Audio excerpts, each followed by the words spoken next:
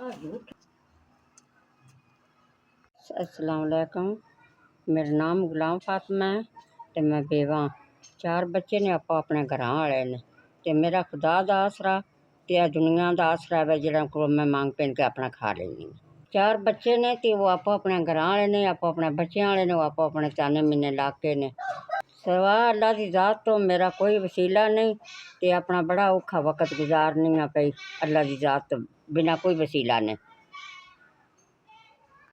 1 2 3 4 ते 5 भला वे जे अल्लाह पाक बाड़ा देवे, जे अल्लाह सुख देवे, जे जिन्ना मैं गरीबनी अल्लाह तकिया ते मैं बेवा औरत हाँ। 5000 रुपया महीना आ गया।